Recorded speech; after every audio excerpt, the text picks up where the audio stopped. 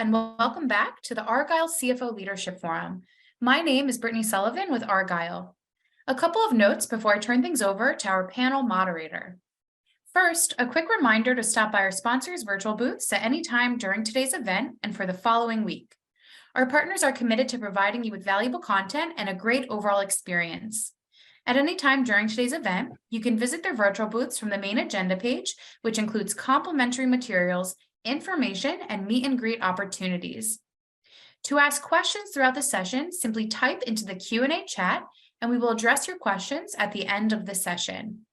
Now, without further delay, I would like to introduce our moderator, Tosa Ali, Director of Finance Strategy and Transformation at Equinix. We're excited to have Tosa and our panelists with us for a panel discussion titled 2023 Year of the Progressive CFO. Welcome, Tosa, and over to you. Thank you, Brittany, and good morning, afternoon, evening, depending on where in the world you are. My name is Tosa Ali, and I have the pleasure of being part of, and probably biased a little bit, one of the best finance teams in the industry, working with Equinix, the digital infrastructure company to the world. But I'm particularly excited to be joined by three individuals with a varied span of experience and depth across multiple industries. And quite frankly, I'm looking forward to hearing and learning from them. So without further ado, I will call on the individuals to introduce themselves as they can best do for themselves. I'm starting, just because you're at the left side of my box, Mike. With okay. Thank you, Tosa. My name is Michael Vance. Good morning. I have a little bit over 30 years of experience. Cut my teeth in public accounting early in my career, both on the audit and tax side in various industries.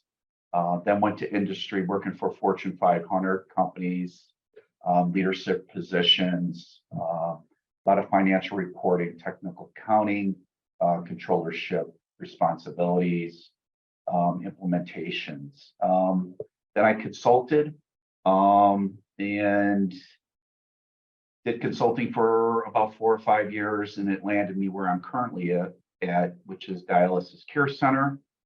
We are headquartered in the Chicagoland area. We are 2 companies. We are a group of physicians, nephrologists. Those kidney doctors then refer our patients over to Dialysis Care Center so they can get their dialysis care. We have about 50 locations over 8 states nationally. Very growing industry. We're a medium-sized company.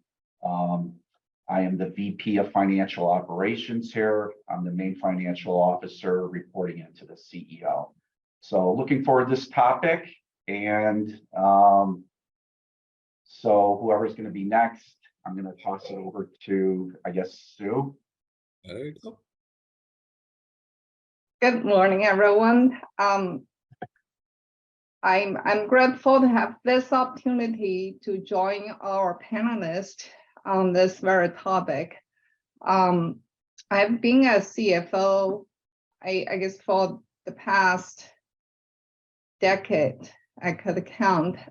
Work at 2 public companies, being CFO, and currently at the startup pre-IPO company. So over my career, similar to Michael a little bit, start with the PwC as a public, in a public accounting firm, provide audit tax services, and all the way to a technology company in Silicon Valley, where I am currently now, serving different industries ranging from semiconductor manufacturing, AI software, biotech, and back to the software.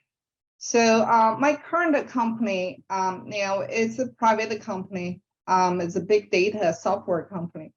Now we do work with World Bank a lot because the software is used for healthcare purpose. So speak of that, I like to hand over to Kenny introduce himself. He is working at the World Bank. I'd like to learn more about that. Thank you. Well, thanks very much, Sue. Thanks, Tosin, and everyone else. And thanks everyone for taking time to dial into this.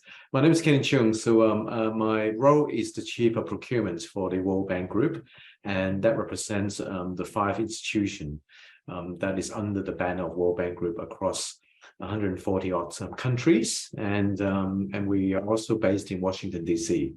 The World Bank Group is about using finance as an instrument to solve some of the major, most challenging development agendas that many countries are facing.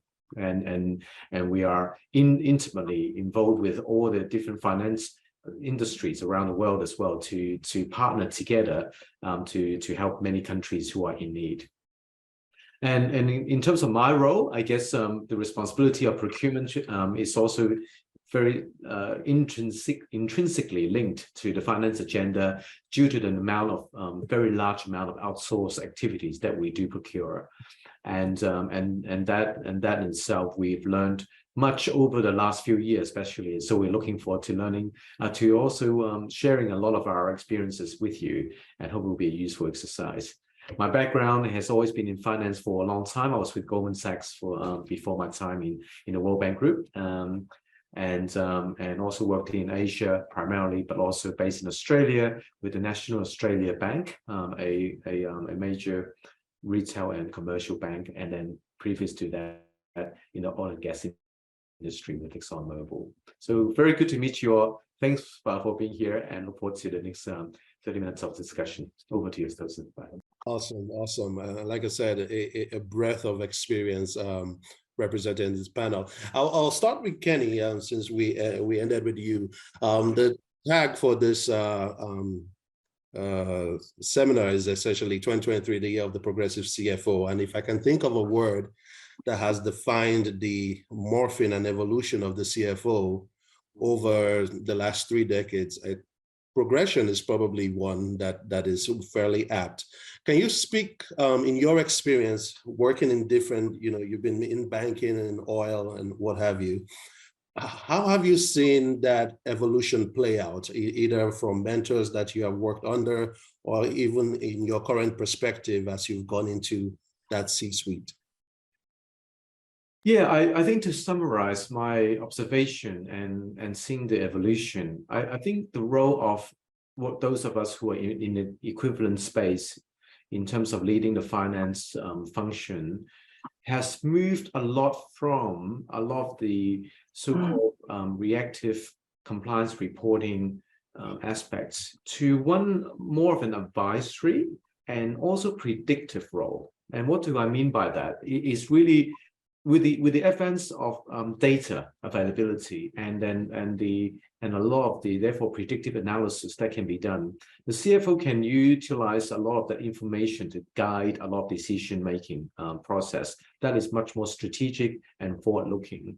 And lastly, also, I think the CFO's responsibility is now very all-encompassing. That links into the very fact that many of the finance instruments have also gone through a lot of digitization and enablements for people to have information at their fingertips to make decisions.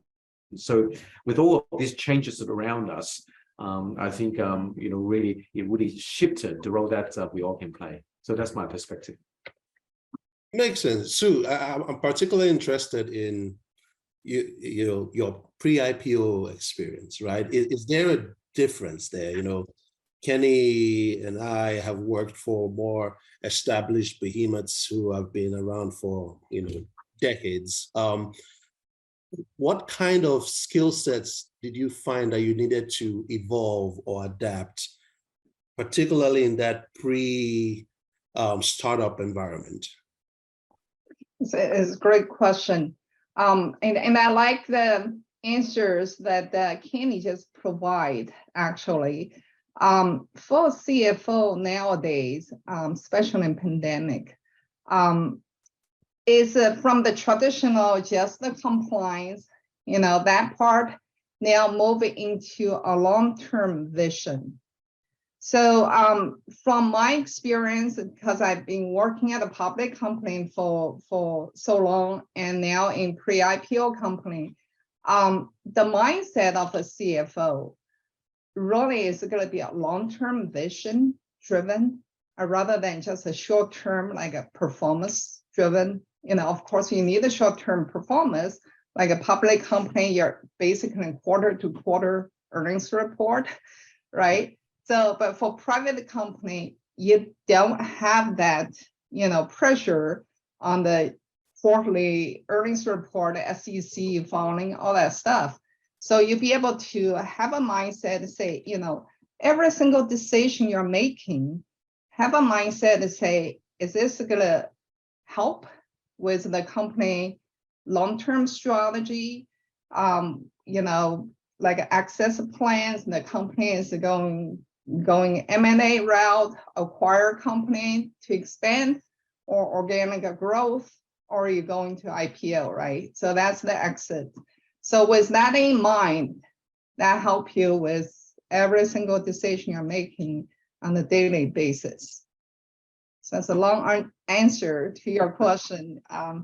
No, it makes sense. And I think tying into what Kenny said, one of the big evolutions of a CFO is that long-term vision, right? We are, I don't know if we forced ourselves out of that silo of this past, it's like, stick with the numbers and stay in your lane, to more of a, no, we are the carriers of the vision backed by data, and to ensure the growth that we are communicating outside. Mike, along those lines, your industry is particular in that it's, correct me if I'm wrong, with the doctor's offices and the nephrology centers, you're almost like a business catering to small businesses. How does the finance long-term vision partnership mindset, that progressive CFO, how do you see that play out in that kind of almost B2B industry? Yeah, so good question. So we are in the healthcare industry. We have physicians that see patients as well as clinical care at individual locations. It evolved tremendously over the last couple of years, obviously with COVID-19, where we're doing more telemedicine from a technology perspective, but also trying to retain employees with a lot of turnover. So investing in retaining employees. And then, Kenny's probably well aware of this, with rising interest rates, recessionary concerns, and any supply chain issues where we need to get supplies, pharmaceutical products for the patients in order to treat them, as well as the related equipment. So there's been, a big evolution, I would say, evolving with all this over the last few years. It has been challenging, but it's kind of got us out of our kind of finance and accounting silo, like we were talking about earlier, where it's more widespread, more, real life challenges, where you're kind of taking off your accounting hat, and seeing kind of full scope of various throughout the organization versus the individualized department. Agreed. The last couple of years have definitely been interesting. I swore that I'm going to ban unprecedented from my vocabulary because I'm tired of hearing that word. So I'll go with the word uncertain. We're coming from, either due to one-time events like, COVID, the pandemic, 2020, with the, rise in the stock market and what have you of 2021 to into 2022 with housing and all sorts of macroeconomic, geopolitical issues bombarding what we do. 2023 is already proving to be almost as uncertain as the last couple of years in an environment, and I'll start with Mike and kind of like circle back, in an environment where it almost feels like the tools and the skill sets and the the metrics that we are comfortable with, that we've learned over our decades, seem to, quite frankly, not be working as well. How do you adapt it? Yeah, so that's a great question. You know, with the turn to people having a hybrid or a remote environment, so communication is paramount, but having those tools to utilize that, you know, keeping in contact with your team that could be spread over, you know, the country, globally. So from a technology perspective and communication perspective, that's been, you know, rather paramount, as well as, you know, technology, as you mentioned, where with those people, individuals working remotely, we've been going towards more moving everything to the cloud.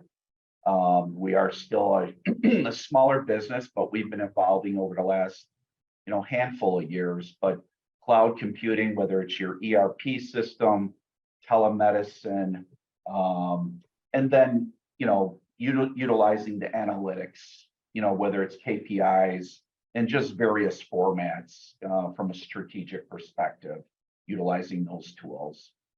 Makes sense. So Kenny, in your world, especially since you literally have a global purview, and like we said, the all of the indicators and the signals coming are, quite frankly, all over the place and confusing.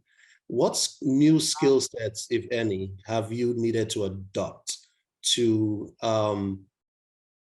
A, be able to provide better clarity for your business partners, and B, to be able to keep that visions you talked about on the rails or on tracks and not getting derailed? Yeah, I think we have to be not much more versatile and be very, you know, keep our ears very much more closer to the ground, in order to have a continuous adaptation, if I can call it that way.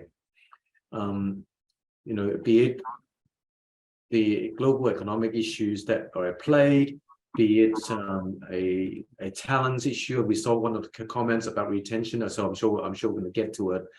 But be it also all the unpredictable crisis and the stock market performance that we have never seen before, and no one can really predict what's going on and what's going to happen. It means that we just have to be very adaptive. The traditional ways of dealing with and responding to business outcomes will no longer be applicable. But it does mean that we have to also keep an open mind and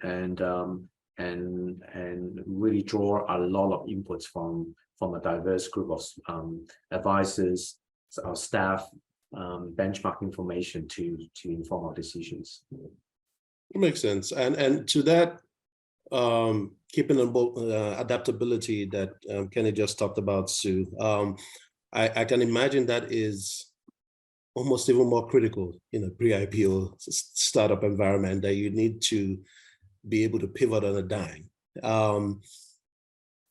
How have you, in your role, created resiliency within a relatively young company, smaller group most likely, in order to position the company in a way where they can change, depending on where the winds are blowing?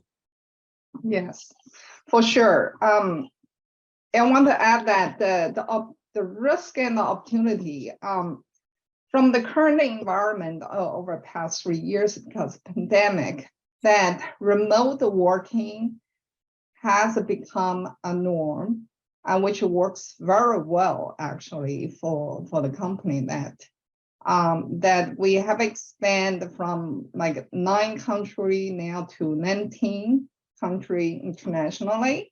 So we literally have very small team overall as a company, and action and finance team is kind of remote outsourced. Now, in terms of the remote, that provide a huge opportunity in terms of talent recruiting, because it's not original. Because for me to recruit, like I say, in Silicon Valley, the cost of it and all that, right? So you'd be able to because of remote, because of hybrid, that provide a lot of, resources that we could recruit, not just on the full-time basis, part-time basis. And in terms of the technology we're talking about, because it's all cloud-based, or communications basically Slack and all those communication channels, really use like an email, like what we used to do. So it's like a real quick on the phone and everywhere. So I'm still adapting because you're working with a younger generation where they used to all those social medias. So interesting. Yes, I agree. Traditional accounting team, a finance team in the office, collaboration, all that stuff is happening now electronically on the social media platform. So yeah, it's interesting. It's like the challenges over the last 3 years almost created the solutions and the tools that we need for adaptability in terms of hybrid work, the technology tools that you spoke of. Yeah, I appreciate you sharing that. And if you need any help with the younger generation, I'm still in my 40s, maybe. Maybe I could help. But let's go on and kind of like build on top of that, right? So we're going into 2023. The year is going to bring its challenges, risks, and opportunities. And I'm going to try and actually piece together a question that just came up on the chat. We talked about being carriers of the vision, but backed with data, right? Going into a year where the data is volatile, most likely, from quarter to quarter. If you just read the stock market, you've probably seen that. What tools or processes do you use? And I'll start with Kenny on this and circle to Mike, to Sue, then Mike. What tools or processes do you currently use in your day-to-day job that allows you not just capture that data, but quickly analyze it, because speed is almost of the essence in an uncertain world. Quickly analyze it to grant the insight that your business needs to make a decision and move forward. Mhm. Yeah, thanks, Torsten. So I think really there are so many different so-called tools that is now made available. We are really fortunate in terms of our generation of analytics. But I think the two layers that we are trying to take advantage of are on a data so-called production, collection, and also in terms of the ongoing reporting aspect is to have a layer of automation, right? So the adoption, we have so many use cases in terms of robotics, machine learning now are built into a lot of that so-called grind of analytics that's been done. But over the top, the second layer that we are certainly leveraging on is really around that data mining, and then all of this insight that we can produce out of that set of so-called data warehouse. And that really helps us to free up a lot of our so-called finance professionals to really focusing on what are the insights are telling you, have various also stage so-called gate checking aspect to ensure the quality of data is right, and all that multi-level validation that we don't traditionally have to be manually done is now being taken care of on an automated fashion. So really, it's about blending that digital workforce with our human workforce, and to actually get much greater insight, much faster insights, and much more accurate insights and prediction to help us to make decisions. So that's how we leveraging processes and technology, as you're asking. Yeah. Mhm. Totally makes sense. I try and tell the teams I've led that you truly start producing value when you can move from being descriptive to being predictive to being prescriptive, right? When you're now seen beyond the bend, based on the data you have, since we are the guardians of the data, most likely, and being able to tell the business partners, heads up, if we don't pull this lever now, something might come across which will derail us from where we're trying to go. But a similar question, Mike. Tooling in your space, your day-to-day, in your industry, what has helped you feel more prepared for uncertainty in 2023? Yeah, so from an ERP perspective, so we are going through an ERP implementation coming up, going to the cloud. Historically, we've been, server-based, but with getting that information, we really are focused on analytics, the FP&A forecasting, regarding the data and analytics. That is a huge plus. Also on our clinical side, we have a revenue cycle software that takes care of both the insurance, patient care, and we've been upgrading there as well, get more analytics, data, streamlining those processes. It needs to be high attention to it. So we're getting there slowly but surely. So I'm really excited about the upcoming ERP implementation, and where we can look at all the processes.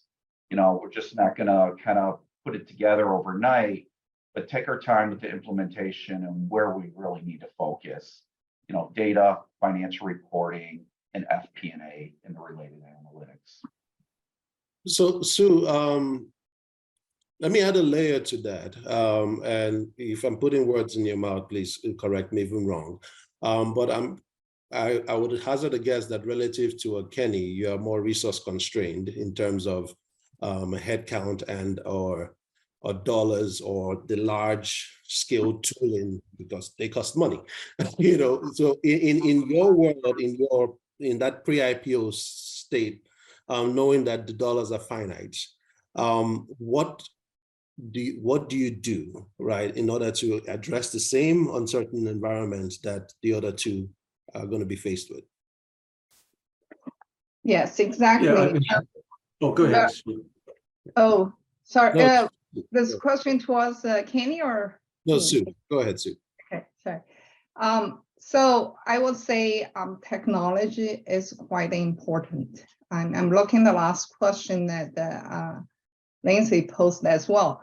So not only you want to make sure the structure, the system is set up to ensure the quality of the data, especially in the financial reports coming out of the ERP system, and also your FP&A, the forecast side. Right now, I think because a lot of system there, company use more than one, probably multiple. You got the ERP, you got the FP&A, you have a revenue system, you have, expense, all that stuff. But somehow you got to make sure those are integrated.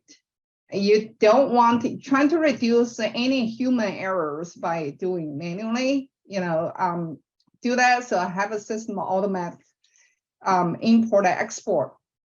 So that way, once the infrastructure is set up, pre-IPO, that's the time where you set up a system, you ensure the flow, you make sure the data is audited.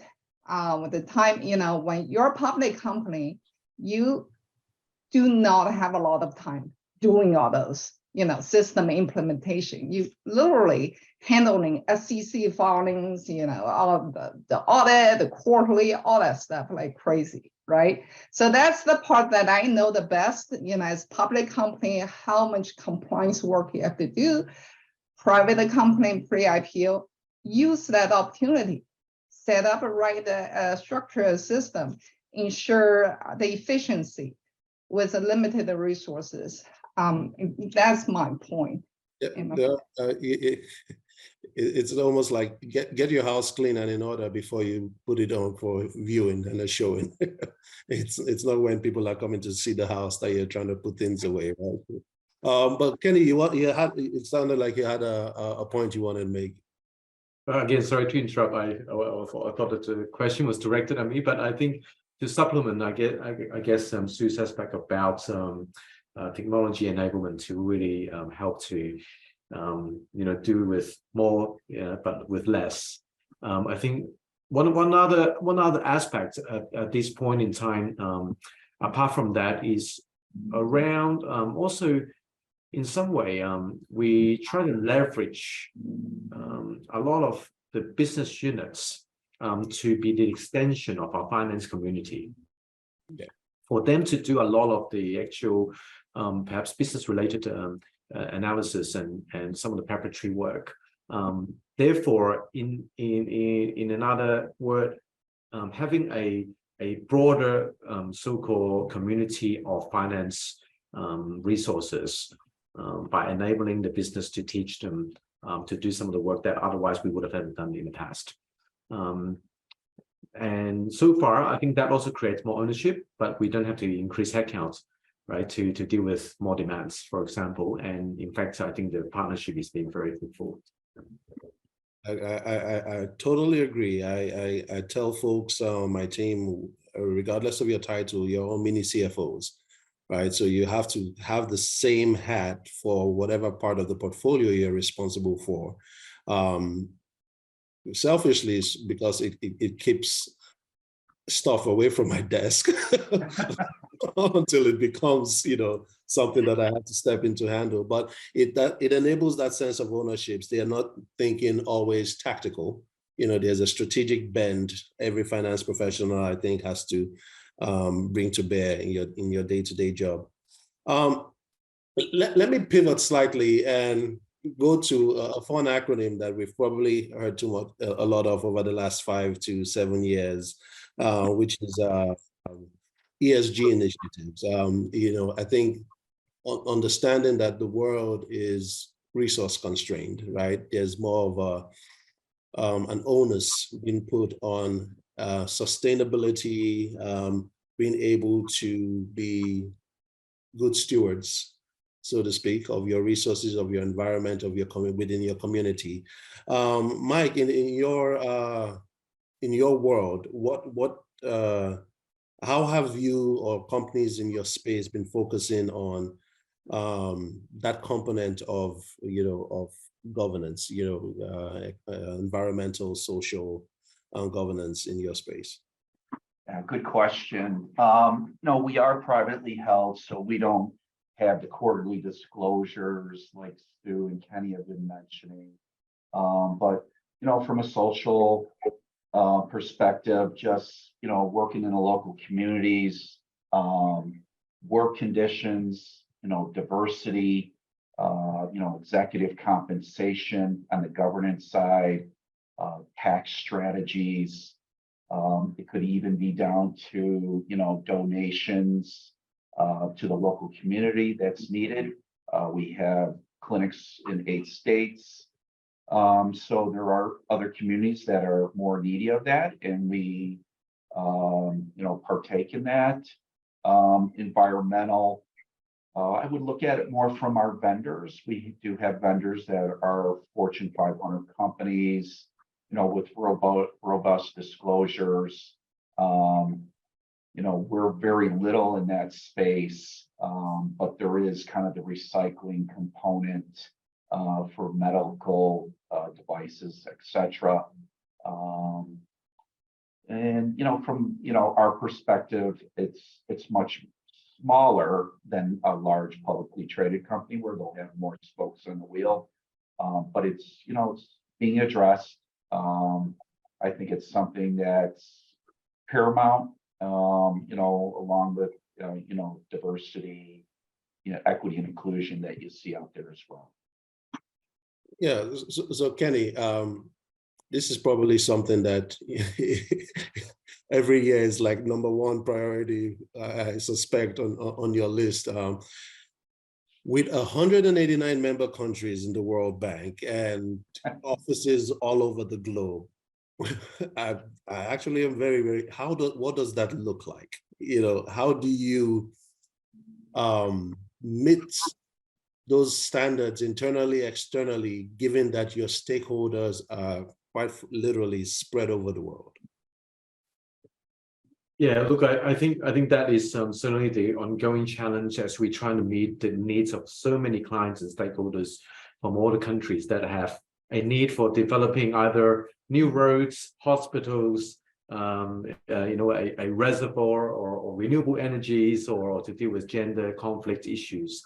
And I think kind of, if I can answer the question, tying what also Michael was talking about in terms of ESG, right? In fact, that is a very core business of the World Bank Group, right? It's about also, for example, climate change and how we contribute to that. To balance all of that, again, I think one of the things we have recognized that number one, we need to have staff and professionals that is out in the fields. So we decentralized a lot of operations to be much closer to our clients and understand their need more intimately. Number two, I think from an ESG standpoint, is now certainly not it's an optional way of doing business, right? It's a must-have. And in fact, I think we all see that the interdependency, for example, in our agenda to solve a lot of poverty issue, has to also be addressed by taking care of the environmental issue, the social issue, which does contribute to a lot of the economic issues that are in a country, right? All the you can see how the climate change impacts to economies around the world. The health issues that we have just experienced over the last 2.5, 3 years, and a crisis, the social, I guess, impact that are played, and therefore, from our perspective, the way to understand and balance all the demands of the 189 member countries that you highlighted, Torsten, is about being much closer to them. And therefore, those of us who are in Washington, D.C., can be an ivory tower, right? So we have to get ourselves out there. I'm sending staff out there. I'm setting offices out in the region and decentralizing so that we are much closer and be much more responsive to their needs. Makes sense. Sue, I will again ping on your pre-IPO background. We talked about setting up things before you go public, right? What does, if you are doing this, setting up ESG guardrails within your current company before you go public, what does that look like? What does that rhythm look like? Yeah, good question. This is going to apply not only pre-IPO public company or even way before pre-IPO private company. So I will summarize into 4 pillars that start with the people. So firstly, want to ensure the employee side, the diversity inclusion, of course, and also retention of your employee to make sure they are well-being. We're talking about the balance, right? People do get that because of remote hybrid, be flexible, and they are content that they feel like they're learning every day at work. So that's one of the things. I think there is a question as well. Not only just monetary motivation, and also there's a aspiration that they're learning new things every day. So that's the first, people. Second is planet. That's a bigger thing. Is the climate change, is reduce the greenhouse emission and all that, and also protection of ecosystem that Mike was talking about. That applies to all the company. The third P is a product. So this depends on company. What a software company, what do? It help with our software help with the healthcare needs. There are certain product it may impact the climate and may also help. Some like my previous public company are doing organic formulation versus a chemical. So that itself helps with ESG. The last P is a performance, which is the governance side. Then you want to ensure, you know, got good ethics, you have a tight governance set up and compliance and all that. So public company, you know, now SEC require disclosure every quarter, every year on your annual report, your quarterly earnings release. So company pretty much want to set up, you want to go IPO, you better have all those, you know, lined up, be prepared. Makes sense. And I like the way you broke it down into those 4 Ps. It does make sense. And what I probably will do, if it's all right with you guys, I will ping back and forth between the questions on the chat, but I'm going to tie into one of the Ps you talked about, Sue, which was people. In this environment, and I'll start with Mike on this. How have you been able to keep your people engaged? How have you been able to, because I think the CFO, probably as much as the chief HR officer, is a culture carrier, right? Because we know the purse that incentivizes the culture to where, you know, which way you want it to turn. How have you been able to accomplish keeping your people engaged and keeping enhancing culture in remote environments? Yeah, so communication has been paramount, especially with the remote and hybrid. But, you know, I've established SMART goals with the team. We do review those quarterly to see what's been achieved. Also, we need to pivot if certain things change, like ERP implementation, things change. I do have one-on-one meetings with my direct reports on a weekly basis to discuss various topics. You know, and also the company's done a really nice job from an employee retention perspective, recognizing employees, both whether it's on headquarters or in the clinical locations, with recognition awards. We've had certain events out in the community that the company has sponsored as well. But, you know, the constant commitment to communication, seeing what's going on with everybody, addressing their workload, and what, you know, resources they need, whether it's, you know, people, technology, or upgrading the processes on a continuous basis. Makes sense. I will actually, let me give Kenny the same opportunity to answer that. It's, you know, you're probably more used to remote than we are, right? Given that your team is scattered across the globe. But has the lessons learned before COVID in your prior environment, did they help? Have you enhanced it in any way, shape, or form? Yeah, Tosin, I think before COVID, fortunately, we did already enter into a mode of this whole kind of working from anywhere, a preparation, not as if we knew the pandemic was hitting us, but we just wanted to be closer to our clients and therefore allowing that mobility and the flexibility for our team. So using technology, ensuring that we change from a paper-based culture to a paperless culture, that has put us in good stead. But, you know, at the moment, I think we're still learning the balance between this so-called hybrid arrangements and how do we be much more output focused in terms of performance management, right, rather than bumps on seats, so to speak. It's still something that we are grappling with, and I think that we're still going to be a learning journey. But I think really the key is we ought to be very flexible. I think that's where the question about retention comes into play, because if we can have that flexibility, then we can be able to have a workforce globally, and people even locally within let's say the United States have the option for them to think about how, where and when is best and most productive for them to do their work. And this is an adaptation that I talked about earlier about that we need to embrace, really. Understood.